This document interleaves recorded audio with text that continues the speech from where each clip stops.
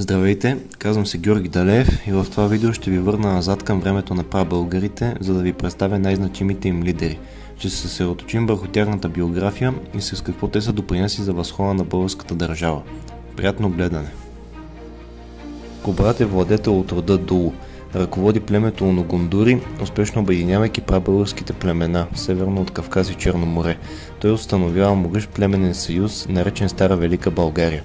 Кубрат е една от изключително значимите фигури в историята на България, особено защото успешно обединява прабългарите и играе ключова роля в формирането на бъдещата българска държавност. Този исторически етап е отразен в появата на Дунавска и Волжка България, които съществуват от последвалите периоди. Третият син на хан Кубрат, последният владетел на Стара Велика България и основател на Дунавска България е хан Аспарух.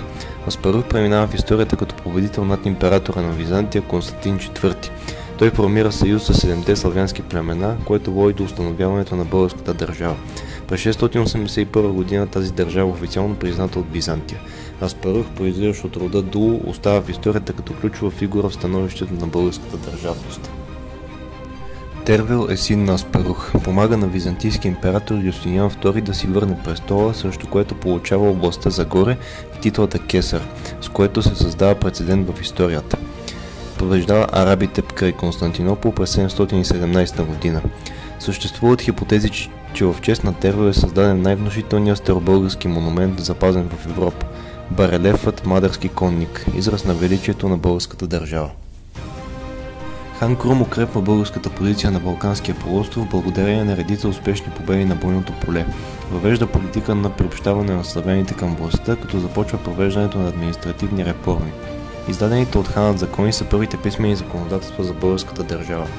Тези закони предвиждат строги наказания за престъпления като кражба, просия и разбойничество. Хан Крум съчетава възможността за военен успех с административна стабилност, което подсилва ролята на България в региона и я утвърждава като важен играч в европейската история на този период.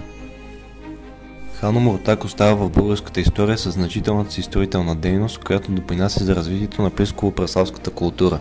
Запазени са източници и надписи, които свидетелстват за възстановяването на Плиска, както и за изграждането на нов хански дворец с тронна зала.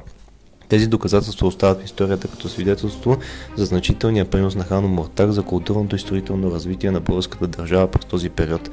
Има мнение, защитавано от покойния професор Рашо Рашев, че името на хана не е правилно разчетено от преводачи и може да бъде засвидетелствано като Муртагон.